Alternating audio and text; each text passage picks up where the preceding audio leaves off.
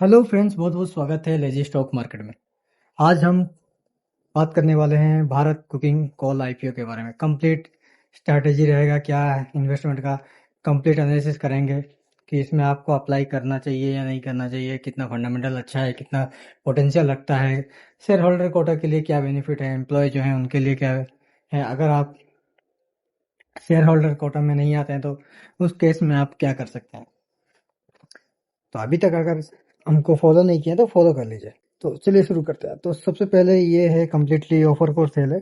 यहाँ पर कोई भी फ्रेश इशू निकल के नहीं आता है और 1300 करोड़ का ऑफर फॉर सेल है और इसका जो डेट निकल के आता है 9 से 13 2026 जनवरी का अप्लाई कर सकते हैं।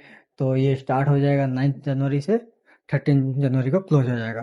टोटल मार्केट शेयर 58% का कैप्चर करता है। इसका पेरेंट कंपनी है कोल इंडिया। तो अगर इसे आपके पास कोल इंडिया का शेयर है तो आप एलिजिबल है शेयर होल्डर कोटा में। तो आगे हम बात करेंगे जो ऑफर कर रहे हैं 46.57 करोड़ का, जिसका फेस वैल्यू निकल के आता है 10 रुपया। प्राइस बंड आपका 23 रुपया रहेगा। तो हमको जो 23 है उसमें ही आपको अप्लाई करना है। ओके, जो कट ऑफ है 22 में आप अप्लाई कीजिएगा तो आपको कुछ फ़ायदा ही नहीं है। तो आपको 23 में अप्लाई करना है। कहाँ पर ये पोजीशनिंग रखता है खुद को। तो जैसे हमने बात किया है 58% का शेयर मार्केट शेयर है और डोमेस्टिक मार्केट शेयर है इंडिया का। ओके, और ये जो भी सप्लाई करते हैं टाटा स्टील हो गया, जेएसडब्ल्यू हो गया, सेल हो गया, और बेसिकली डेट फ्री कंपनी है, कुछ भी बोरिंग्स नहीं है। और आरओईसी निकल के आता है 30%, जो काफ़ी अच्छा है। और इबिटा इबिटा मार्जिन जो है 16% का है।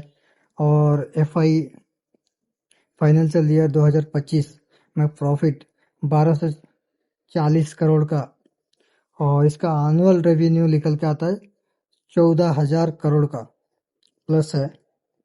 प्रोडक्ट का अगर मैं ब्रेकडाउन करूँ तो 76% रॉ कुकिंग कॉल है, आप 15% का नॉन कुकिंग कॉल है, 9% का आपका वॉशेबल है फाइनेंशियल स्टेटमेंट का। तो यहाँ पर आप देख सकते हैं 2026 फर्स्ट हाफ का फाइनेंशियल क्या है। तो यहाँ पर जो भी रेवेन्यू ऑपरेशन से निकल के आता है 6,312 का, प्रॉफिट आफ्टर टैक्स 124 करोड़ का, जो कि हमारा पेट परसेंटेज है 2% का, ठीक है। और ईबिटा निकल के आता है 460। तो यहाँ देख सकते हैं 2025 फाइनेंशियल ईयर का 8.6% निकल के आता है। ईबिटा निकल के आता है 2356 का। तो चलिए बात करते हैं आईपीओ का जो एलोकेशन होगा। और आईपीओ अगर आप कोल इंडिया में इन्वेस्टेड हैं, शेयर होल्डर हैं, तो आपको क्या बेनिफिट मिलेगा। अगर आप एम्प्लॉयर हैं, अगर आप काम करते हैं तो तब क्या बेनिफिट है। तो पहले बात करेंगे जो एम्प्लॉय है, ठीक है। तो उनके लिए देखिए 5% रखा हुआ है, शेयर होल्डर के लिए 10%, रिटेल के लिए 35% और क्यूआईवी के लिए 50%, नॉन इंस्टीट्यूशनल के लिए 15%। तो आप मान लीजिए कि अभी आप